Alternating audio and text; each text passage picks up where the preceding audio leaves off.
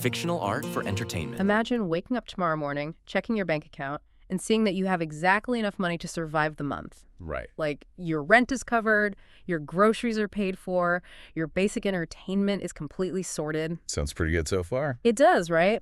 On the surface, it sounds like an absolute dream, absolute unbreakable financial security. But then you notice the catch. There's always a catch. Always. The fine print says whatever you do not spend by midnight on the 30th of the month just completely vanishes. Oh, wow. Yeah. You can never save a single penny. You can never build an emergency fund. You can never, accumulate enough capital to actually change your circumstances or invest in a different future. So you're just stuck. Exactly. You are kept perfectly alive but mathematically frozen in place. And the most terrifying part, this isn't a glitch in the banking system. It is a meticulously engineered cage. That is incredibly dark. It really is. So, welcome to the deep dive.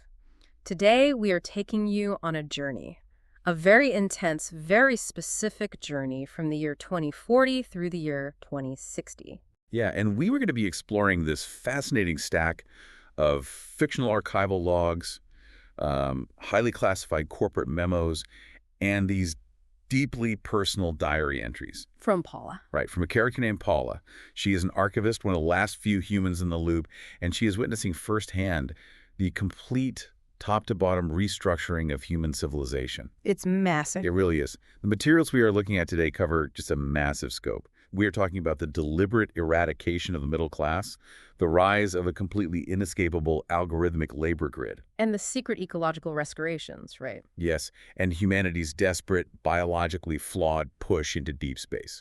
It is an incredible amount of heavy material to process, so we are doing something totally different today. Yeah, a bit of a format change. First, we are going to immerse you completely in the source material with a full, uninterrupted, dramatized reading of Paula's journey across 2 decades. You will hear the world exactly as she experienced it.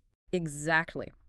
Then, once the story concludes, we will come back, drop the characters, and deeply unpack the massive implications of what this narrative actually says about power, technology, and what it truly means to be human in the digital age.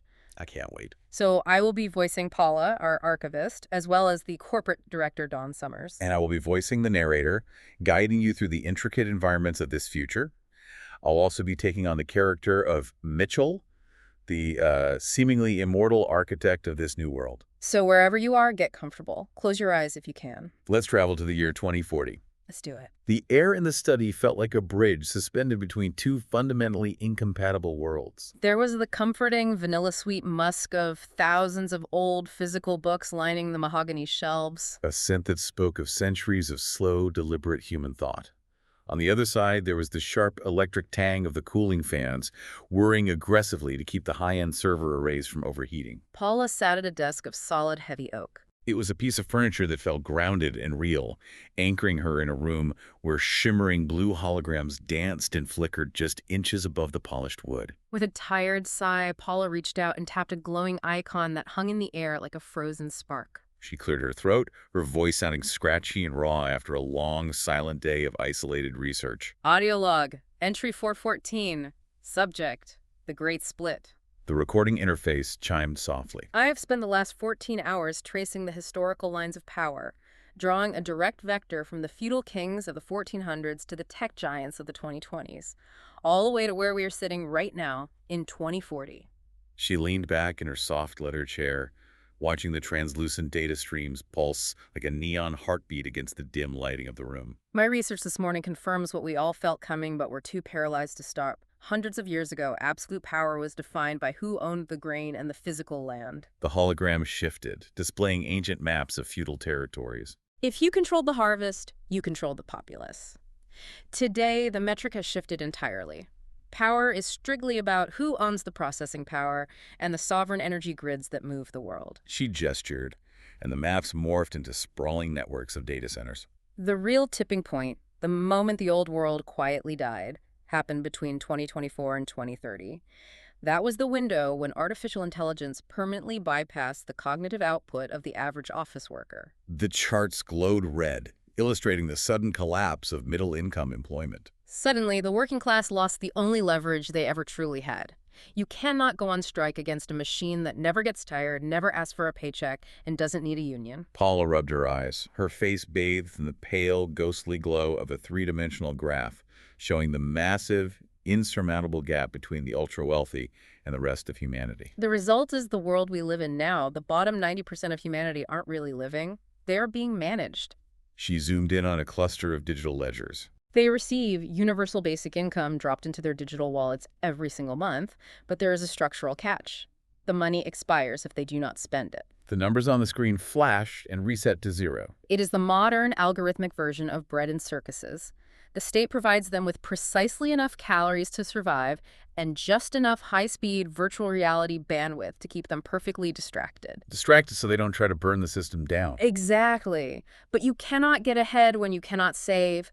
The ladder hasn't just been pulled up, it has been mathematically dismantled. She paused the recording for a second and looked around her room. The shelves were packed with real, physical books. A tactile luxury that cost more than most people in the lower straw saw in a decade. She could afford them only because she was a human in the loop. One of the very few people left whose organic human brain was still required to contextualize and archive history for the algorithms. She tapped the glowing icon again to finish her thought. The middle class didn't just fade away, it was explicitly priced out of existence. To look at the year 2040 is to realize we built a digital Titanic. She spoke with a quiet, hollow finality. The only difference is, this ship doesn't need an ocean to stay afloat. Paula stood up, her knees giving a satisfying pop in the quiet room. She left the glowing hologram spinning lazily on her desk and walked toward the massive floor-to-ceiling glass doors at the back of the room. As she approached, the glass slid open with a soft, pressurized hiss. Immediately, a rush of crisp, clean, mountain-thin wind swept into the room, dancing through her hair and rustling the loose papers on her desk. Paula stepped out onto a deck of polished wood, her fingers gripping the cool, smooth steel of the railing. She took a deep, lung-filling breath of the perfectly filtered air and smiled. Enjoy the present. It is all I have. As she steps forward, the true dizzying scale of her world is finally revealed.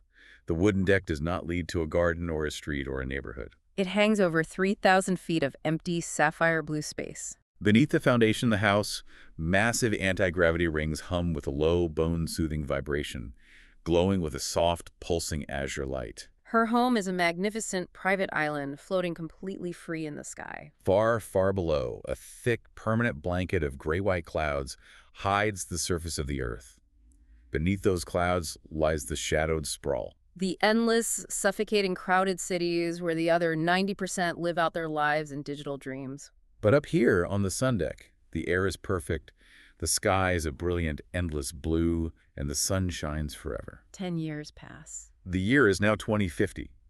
The desk lamp in Paula's cramped Berlin apartment hummed, casting a pale yellow glow over decades of digitized administrative records, corporate ledgers, and institutional archives. It was late autumn, and the chill of the city seemed to seep through the walls. For 3 years, Paula had been meticulously documenting a structural thesis regarding global governance. The systematic conversion of unallocated human populations into managed industrial labor reserves. She analyzed her primary timeline, tracking a mechanical economic cycle that spanned 30 years. To an untrained observer, the friction of the mid-2020s and 2030s looked like a series of disconnected disruptions. Yeah. Demographic shifts, rapid automation, and municipal budget collapses. But Paula's documentation proved otherwise. Her digital interface scrolled back to the year 2024. Phase 1, the structural squeeze. The model began as a localized transfer of fiscal responsibility. Her research demonstrated that by 2030, a devastating two-step mechanism had been adopted internationally: the contraction of public subsidies, followed by strict spatial enforcement. As algorithmic automation steadily compressed middle-income administrative employment, states deliberately chose not to implement universal basic income models immediately. Instead, they reduced fiscal baselines. In the United Kingdom, public housing assets were transferred in bulk to private equity management. In South America, updated municipal mapping laws designated informal settlements as unauthorized zones. By 2030, a new baseline was firmly in place. Individuals displaced by technological automation who could not secure private housing were legally restricted from occupying unmanaged public space. Paula shifted the heavy data dashboard to the 2040 markers. Phase 2, labor resource realignment. By 2040, the transition from the management of unallocated populations to the utilization of those populations was institutionalized. She cross-referenced the operational logistics of major agricultural and supply chain conglomerates. Following rapid workforce contractions due to external border attrition policies in the late 2020s, critical industrial sectors had faced severe labor deficits. The solution, engineered through joint public-private frameworks, was the Correctional Labor Integration System. The mechanism was cold and flawlessly efficient. If an individual remained outside the formal employment registry for more than 90 days, automated registry tracking triggered a housing transition notice, routing them to a designated facility. Once processed, under existing legal exemptions for penal loop labor, residents were integrated into automated agricultural grids and heavy manufacturing sectors. Paula leaned back, reviewing the standardized data for the current year, 2050.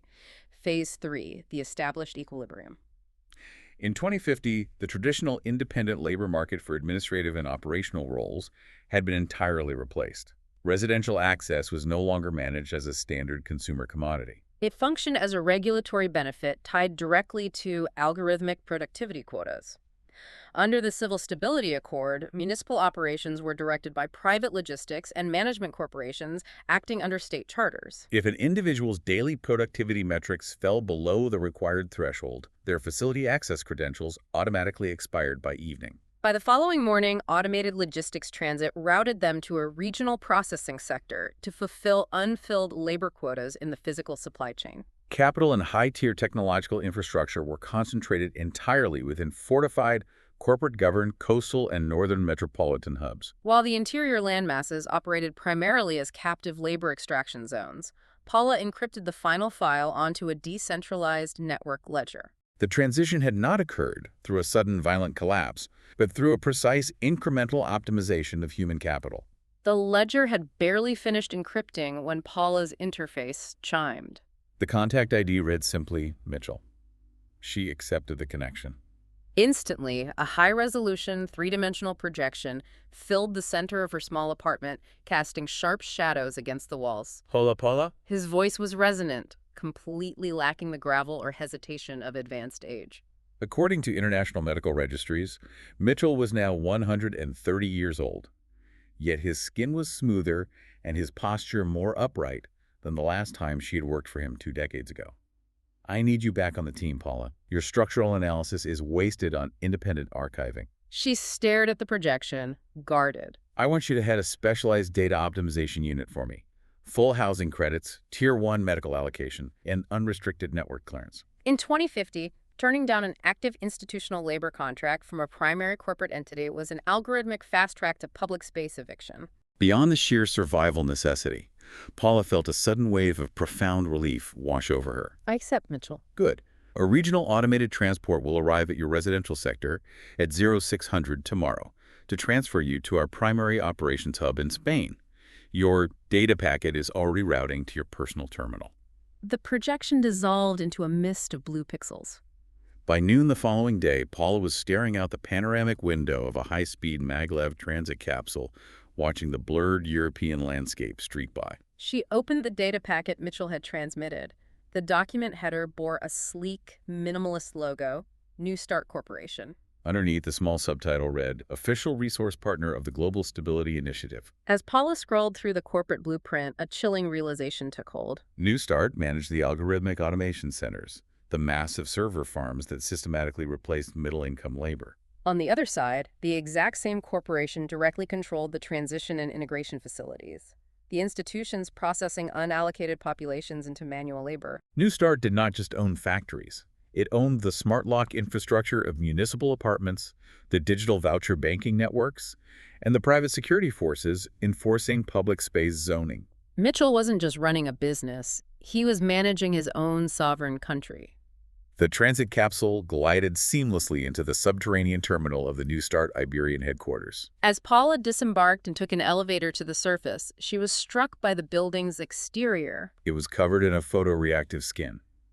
Solar harvesting arrays woven directly into stunning biomimetic architecture that mimicked a living forest. But a profound sense of cognitive dissonance took hold of her as she walked the grounds. There were no autonomous drones manicuring the turf. There were no robotic kiosks navigating the concourses or serving coffee. Humans. Sweating, breathing humans were manually tending to the lawn care, directing foot traffic, and carrying supplies. In a world where mechanical automation had replaced almost all human physical effort decades ago, the deliberate absence of robotics was striking. A polite human host escorted Paula into a secure, dimly lit briefing amphitheater. Other professionals, all looking equally bewildered, were filing in. A beautiful woman in a sharp executive suit walked to the front of the room. Welcome. Each of you has been precisely selected based on your analytical backgrounds to construct our new Public Communication and Resource Recruitment Unit. I am Director Dawn Summers. Before she could elaborate, the heavy rear doors slid open.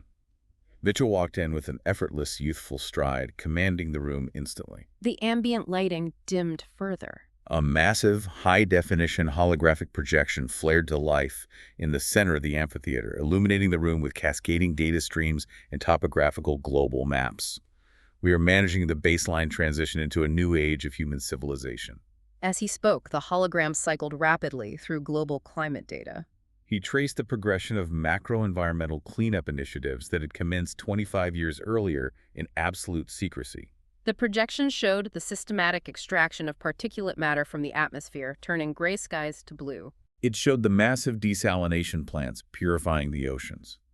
The projection mapped the containment and chemical neutralization of legacy radioactive material across Europe and Asia.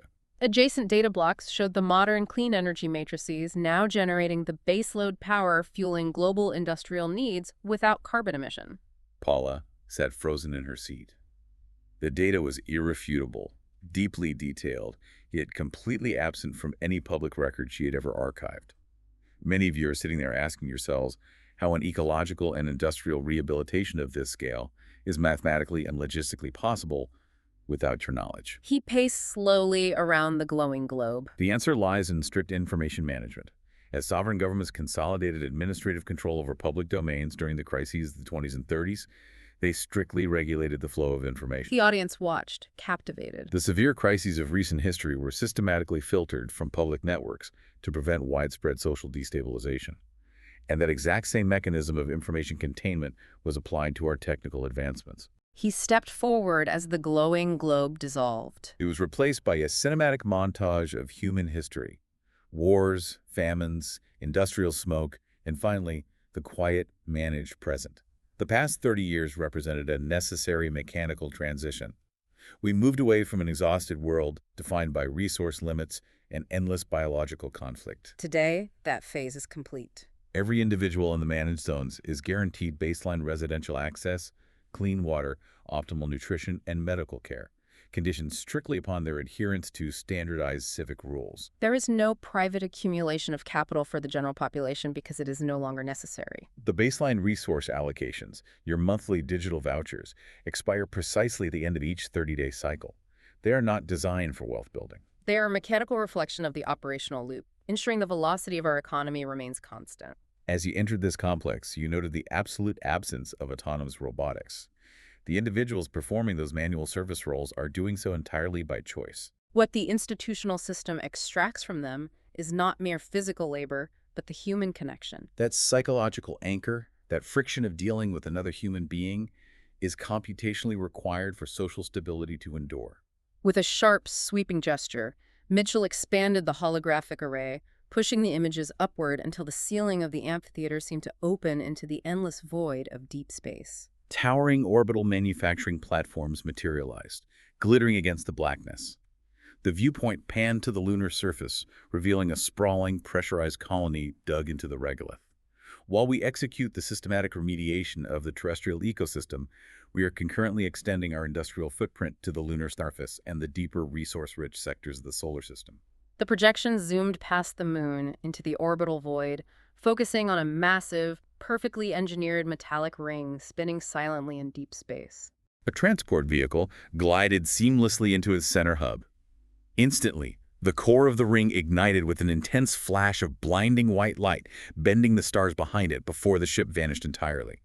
These are merely a fraction of the active infrastructure projects currently hidden from public networks. And your unit is the mechanism that will choose exactly when and exactly how humanity is ready to see them. A year passes. It is October 2051. The autumn air in the park was crisp, carrying the scent of fallen leaves. Paula walked slowly along the paved path, her hands buried deep in her coat pockets. A young couple laughed brightly as their golden retriever chased a tennis ball across the manicured grass. To anyone else, it was just a beautiful, peaceful Saturday afternoon. She stepped off the path and walked toward a weathered wooden bench facing the serene surface of the lake. Sitting down, she pulled her old pocket recorder from her bag, an analog device she kept specifically because it possessed no transmitters and didn't connect to the network. She pressed the mechanical record button and began to speak softly. It is October 2051. The park is full today. People are smiling. They look genuinely happy. She watched a child run past, flying a paper kite. But I sit here, I keep looking at them, and all I can see are the ghosts of how we got here. My grandfather used to tell me stories about the 1800s. He talked about the Transcontinental Railroad in America. She gripped the recorder tightly. Back then, the government handed over millions of acres of prime public land to a handful of ruthless barons. They called it progress. They called it nation building. But the pockets that got lined belonged strictly to the friends of the politicians who wrote the laws. And now here we are in 2051. The transition is finally complete. We don't talk about countries or democracy anymore. We talk about the grid. The physical landscape of this planet is dominated by the monolithic AI data centers. They consume entire rivers just for cooling their servers, and they swallow 15% of the nation's electricity. And just like the railroads in the 1800s, the taxpayers funded the very infrastructure that enslaved them. The government gave these corporations expedited 3-week permits, wiped out their corporate taxes, and fast-tracked federal land leases to the exact same circle of modern tech barons. The result is the world I'm looking at right now, the absolute perfection of the two-level wealth system. On one side, you have the wealthy, the architects, the ones who own the compute, the massive data pipelines, and the sovereign energy grids. On the other side, you have everyone else, the managed. The people playing with their dogs in this park, their biometric and behavioral data, is harvested by the minute to optimize their consumption schedules. Their rents, their grocery prices, their utility allocations, all entirely dictated by the algorithms. They don't own their homes. They don't own the mental space to realize they are economic tenants in a digital fiefdom. They are managed so perfectly, so frictionlessly, that they don't even feel the bars of the cage. Paula stopped talking. Hearing her own words spoken aloud into the cold air, a sudden, heavy wave of realization washed over her. She pressed the button on the analog device again, the mechanical click sounding incredibly loud in the quiet park. Note to myself, there is no good or bad. It is simply a cycle of life. Those with the power to take the physical world, they take it. Everyone else just tried to get by with what they have. Accepting that this is the design, that it isn't actually broken, it just is, maybe that is the only real path forward. Humanity is still here, and that is likely what matters. Zola. She froze at the sound of her name. Mitchell was walking toward her across the grass, a gentle, knowingly calm smile on his face. He wore a simple sweater, blending perfectly with the managed crowd. I thought I would find you here. May I sit with you? Yes, you may. Mitchell sat down beside her on the weathered wood. He swept his arm out in a slow, wide gesture, framing the entire scene before them. The lake, the laughing couples, the perfect autumn trees. You are correct, Paula. What is important here is the fact that this exists. I heard your self-notes. Paula jumped, her heart hammering against her ribs, instinctively clutching the analog recorder. It is okay, Paula. You do not need to hide your thoughts. What we are doing is keeping the Earth and humanity moving forward. She stared at him, breathless. Earth is designed by nature to be a world of destruction. It is a closed system of finite resources. It is not, and never has been, a place of equality. The managed, as you call them, have always been managed by someone. Think about what the managed actually have today compared to any other point throughout human time. In the 1800s, the people building those railroads you spoke of died of dysentery and exposure in frozen mountain passes. During the world wars of the 20th century, the managed were vaporized in muddy trenches or starved to death in bread lines. Look at them now, Paula. The algorithms manage their energy and their labor, yes, but they also ensure they have heat in the winter and clean water to drink. They are protected from the violent, chaotic collapse of an unmanaged, biologically driven world. The tech barons take the physical world because that is the heavy burden of power. But these people, they get to sit in a clean park on a Saturday afternoon, completely safe, and simply live. In the grand calculus of history, the managed have never had it better. The cold fear that had tightened Paula's chest began to dissolve, replaced by a vast, dizzying clarity. For the first time, she truly saw the philosophical architecture of the world Mitchell had built. She saw that being human, for the vast majority, had nothing to do with physical ownership or agency. The ultimate goal of New Start is to reach across the universe. We are going to give humanity repeated options to grow and learn across planets. But these people, Mitchell, they didn't choose this. They didn't choose to give up their agency or their options just to make New Start's grand cosmic dream a reality. You made that choice for them. Paula, you know human history better than anyone. The managed have never led. They react. Look at what is actually happening. No more wars. Every single managed person on this planet has guaranteed food, clean water, healthcare, and the absolute freedom to form relationships and raise families without the threat of starvation. Once they travel to space, they will go through the exact same evolutionary process. Every new mission on a new planet starts with limited resources. There will be wars out there. There will be humans taking from each other in the stars, because that is the brutal nature of the physical world. But it will not be occurring here. Not anymore. She finally saw the truth of the architecture Mitchell had built. She turned her head, looking Mitchell dead in the eye, seeing past the youthful face to the ancient calculus beneath it. You are making Earth a living museum of humanity, while the stars become humans' playground. We are doing this together, Paula. 9 years pass. The year is 2060. The brass bell above the coffee shop door chimed, a familiar, comforting sound that belonged to any decade in the past century. Outside the window, the year 2060 looks surprisingly like 2026, but with a quiet, polished upgrade. The air was perfectly clean, free of smog. An automated robotic sweeper silently hummed along the curb, removing fallen leaves. Yet the human rhythm inside remained entirely untouched. Behind the counter, a human barista smiled warmly, chatting with the customer, while automated machinery hidden behind the wooden partitions seamlessly brewed and poured the actual drinks. Paula sat at a corner table across from Mitchell, watching a woman a few tables away read a physical paper book. It is incredible. People are genuinely enjoying doing jobs they actually like, talking to people, curating experiences, while the tech handles all the heavy lifting and logistics behind the scenes. She took a sip of her coffee. But I still see homeless people on my commute. I see people choosing not to work at all. Why is this allowed?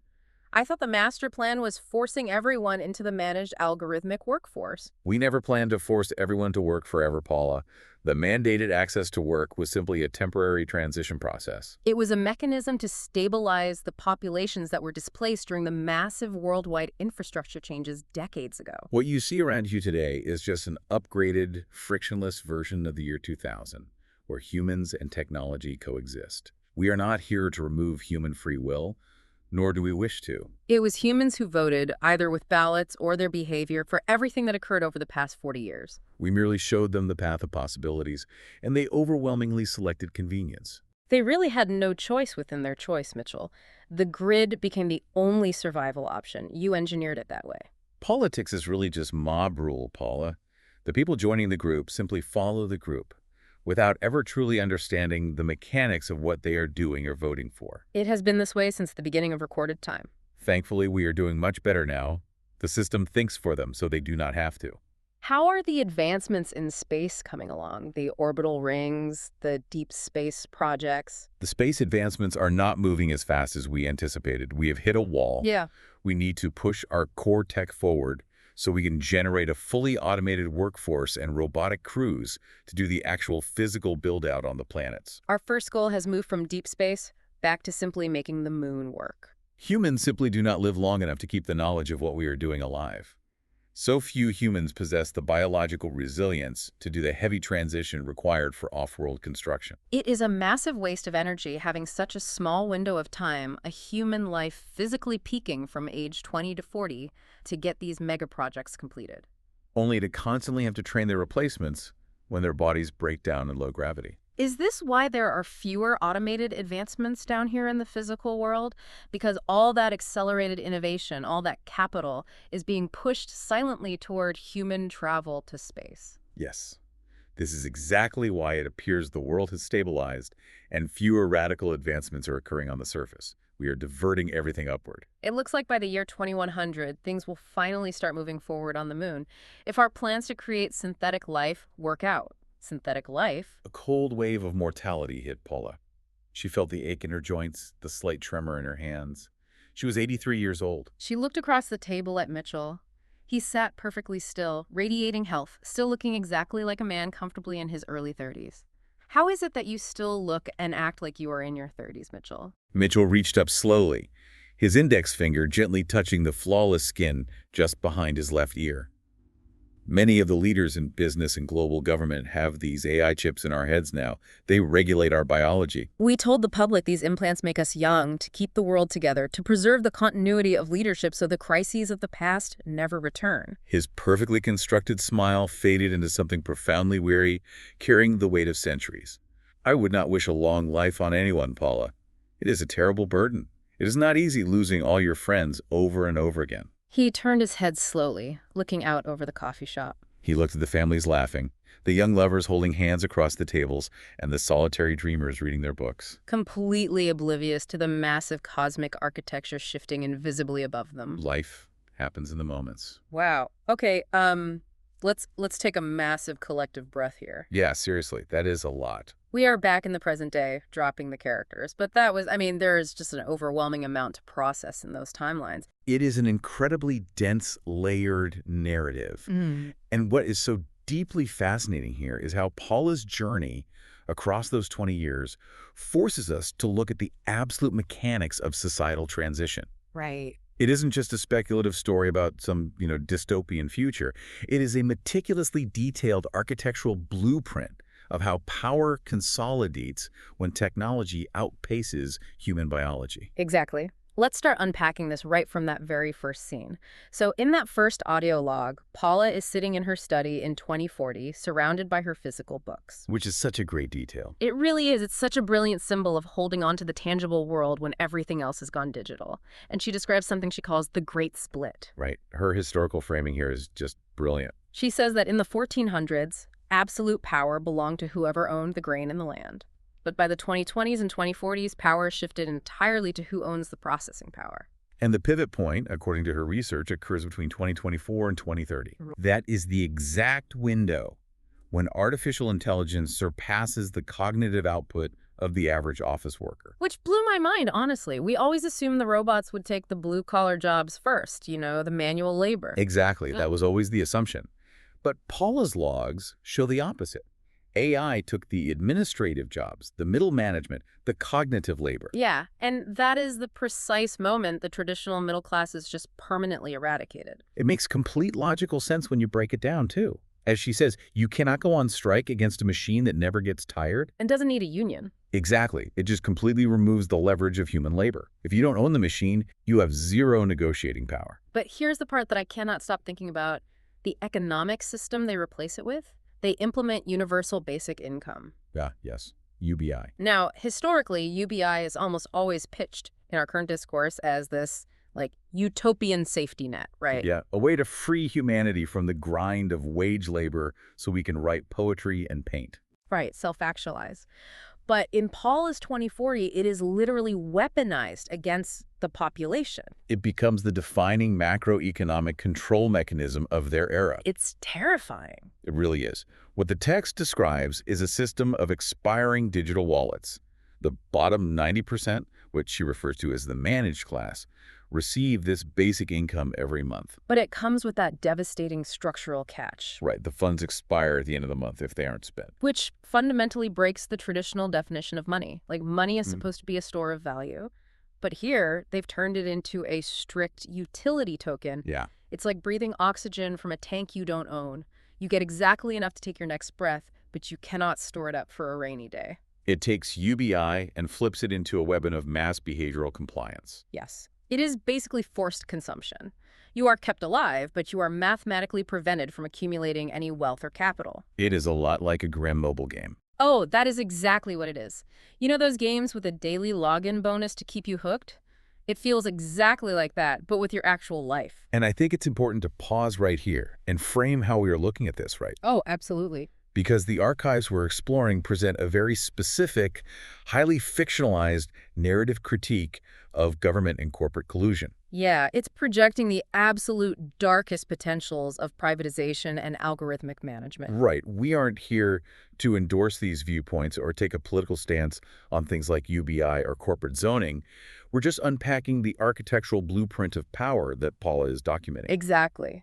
But within the context of her world, that blueprint is terrifyingly airtight. It is airtight because it relies on incremental structural adjustments rather than sudden violence. Yeah, it didn't happen overnight. No. We really need to trace the 3 phases she outlines in her 2050 Berlin research because they illustrate exactly how this trap was closed. Okay, let's go through them. So Phase I in the late 2020s wasn't some grand evil takeover with armies in the streets. It started with shrinking public subsidies and municipal zoning laws banning the unhoused from public spaces. Which is how they made simply existing without a job a legal violation. Right. But how do you enforce that without causing a massive societal revolt?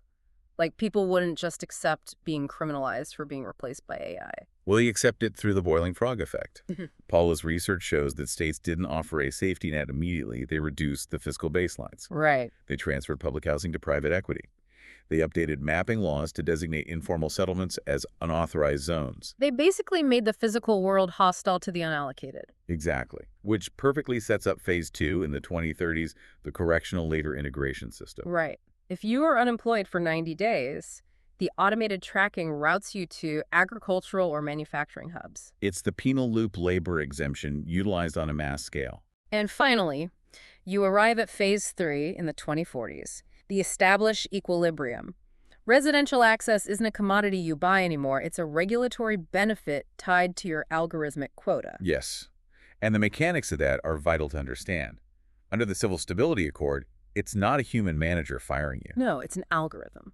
Exactly. The algorithm measures your daily productivity metrics. And if they fall below the required threshold, your facility access credentials, meaning the smart lock on your apartment door, automatically expire by evening. It is the ultimate evolution of the company town. You don't just work for the corporation, you live inside their operating system. Which perfectly bridges into Paula's realization in the park in 2051. Yeah, that physical isolation she had on her floating sun deck in 2040 perfectly sets up how completely insulated the power structure is when she looks at the history of infrastructure. Right. She compares the tech barons of her time to the railroad barons of the 1800s. It's an incredibly astute historical parallel.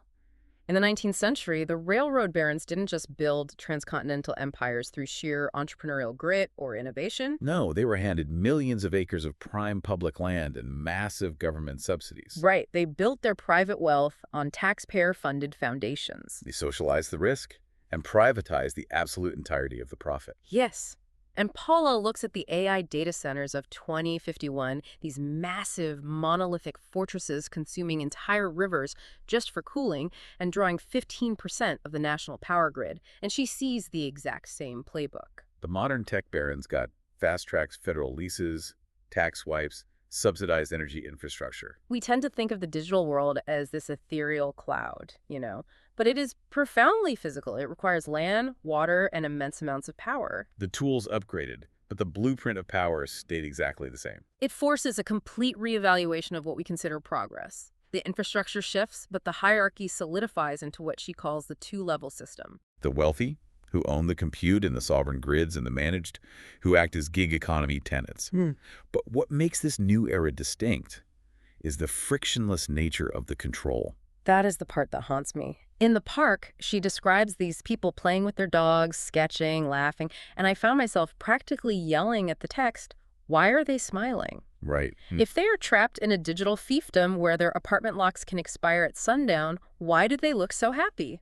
Well, because algorithmic management is frictionless. Explain that. The algorithms optimize their rents, their grocery prices, their gig shifts. It is done so perfectly, working entirely in the background, that the bars of the cage are entirely invisible. Oh, wow. Yeah, they don't own the mental space to realize they are tenants. The system has optimized their survival to the point where resistance isn't just difficult, it feels unnecessary. Which brings us right to Mitchell, the architect himself. He just walked up and basically intercepts her existential crisis. Yeah, he does. And this is where the narrative flips everything we expect from a dystopian story on its head. Mitchell drops some massive secrets when he recruits her to New Start Corporation in Spain. He really does.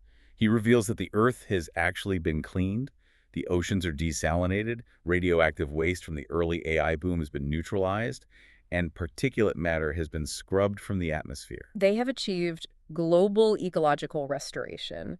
Dig And it. when I first read that, I was genuinely stunned because the trope is always that the corporations destroy the planet and leave it a wasteland. Right, but here they have the technology to literally heal the planet, and they do it, but they keep it a secret. Which is wild. Why on earth would you hide a clean planet and limitless clean energy from the public? If we connect this to the bigger picture of Mitchell's philosophy, it's entirely about information containment. Okay, unpack that. He explains that keeping these massive advancements and past crises filtered from the public network prevents social destabilization. Ah, I see. If the masses understood the true scale of the technology available, they might demand unrestricted access to it or rebel against the rigid structure holding them in place.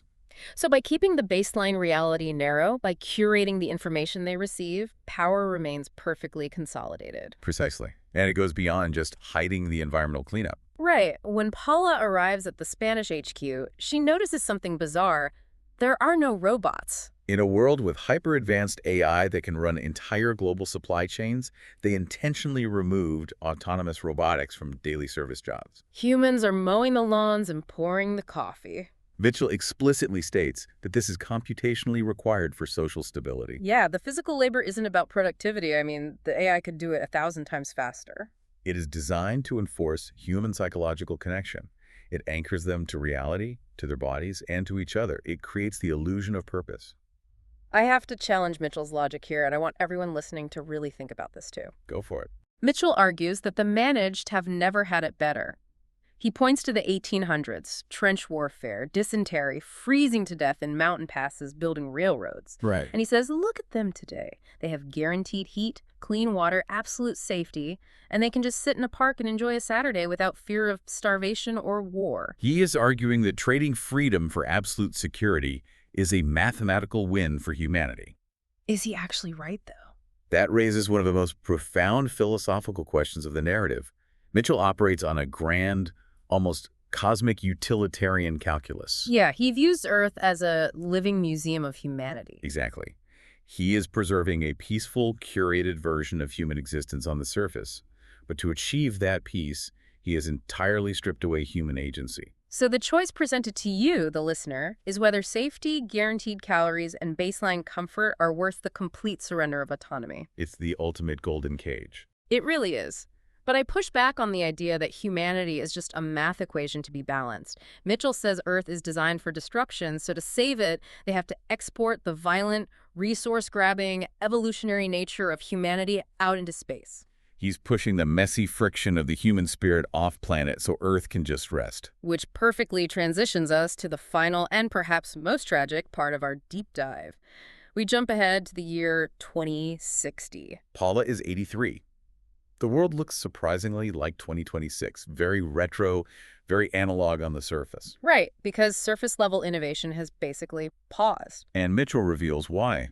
That grand vision of pushing humanity to the stars, the orbital platforms, the lunar colonies, it is fundamentally stalling. And the reason it's failing is absolutely fascinating. It is not a technological bottleneck. It is a biological one. This is a brilliant subversion of typical sci-fi tropes.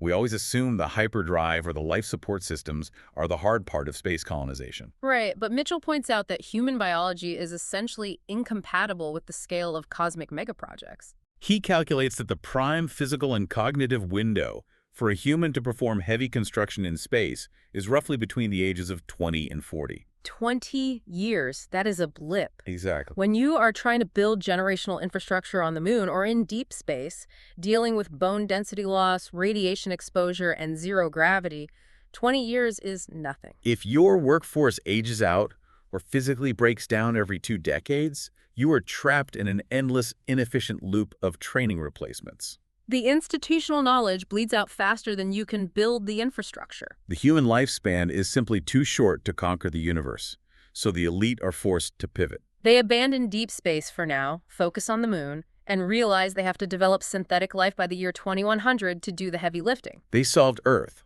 but they cannot solve human mortality for the masses. But they did solve it for the elite, which leads to Mitchell's final, heartbreaking revelation. He is 130 years old, sitting in that coffee shop, looking exactly like a 30-year-old. He reveals he has an AI chip implanted in his head, designed to regulate his biology and preserve continuity of leadership. And he disguises it.